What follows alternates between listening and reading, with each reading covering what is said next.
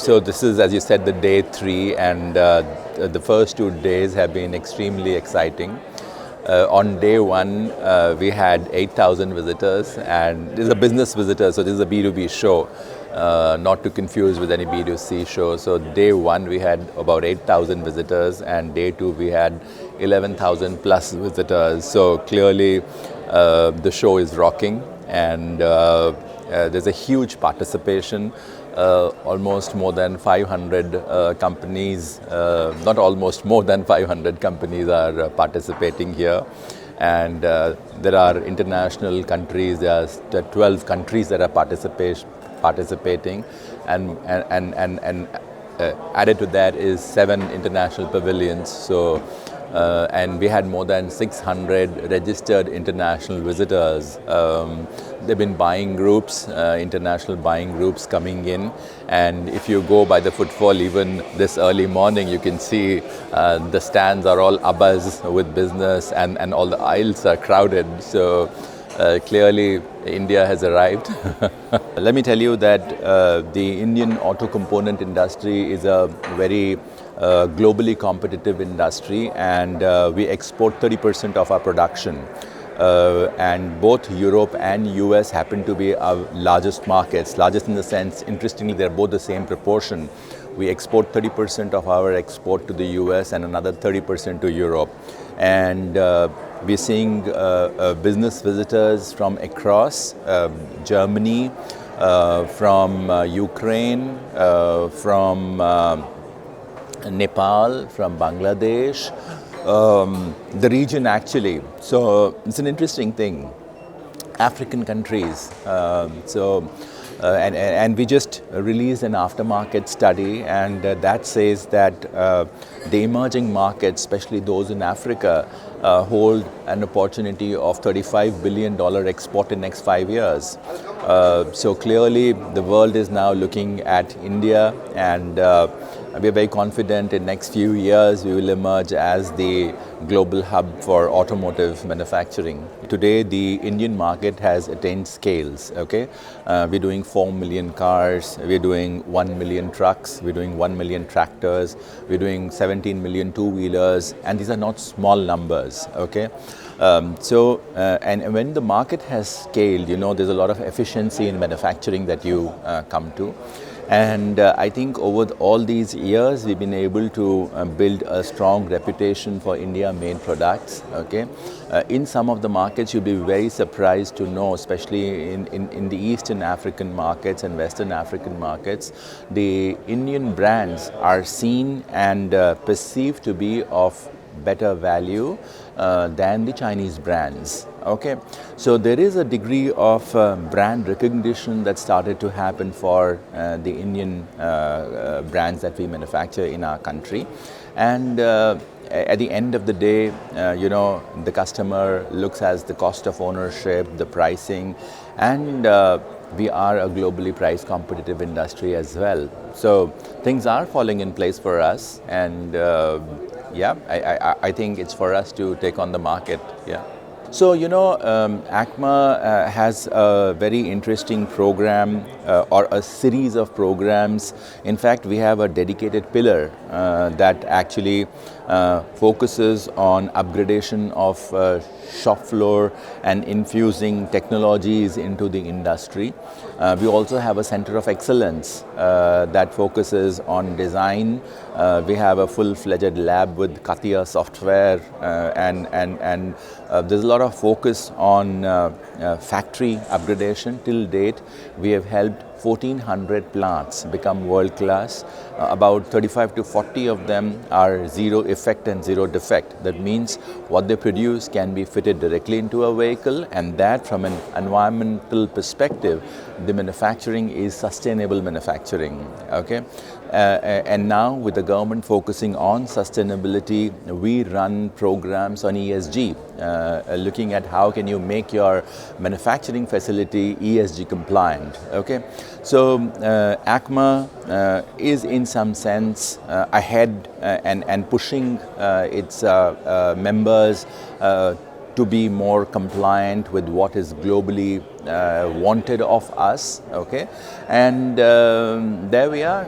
We have designed programs, not just programs, these are credit programs in institutions like IIT Palakkad. We've tied up with the SRM University and they are adopting our courses. So there is a lot of activity happening at the academia level also.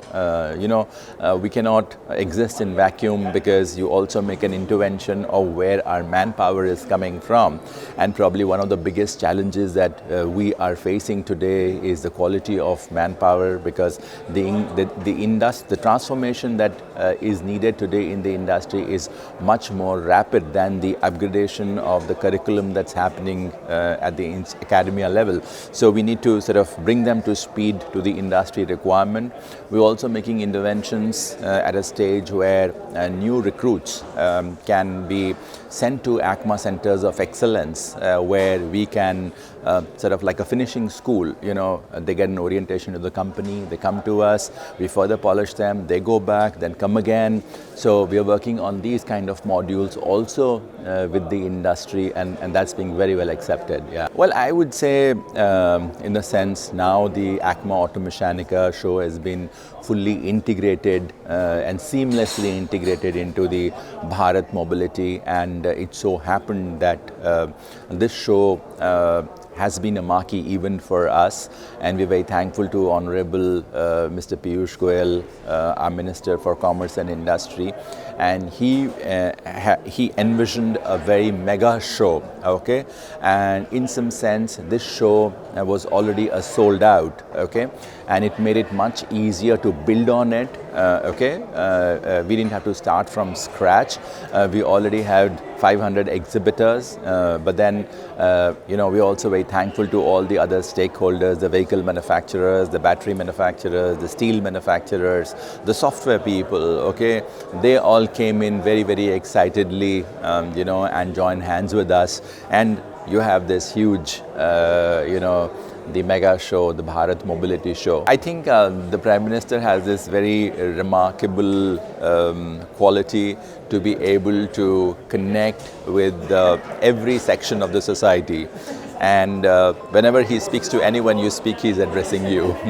And yesterday's address was really very, very remarkable in the sense, the kind of opportunities that he envisaged, the complete out-of-box thinking, especially on sustainability and on carbon neutrality that he talked about, looking at solar-based charging the batteries and them charging the cooking stoves, or even a direct charging of the vehicles using solar power. So, and look what it could do for a solar industry, what it could do for the battery industry. He talked about how 25 crore people have come out of poverty and who are now ambitious for a better quality of life, and therefore one of the big ticks is the vehicle industry.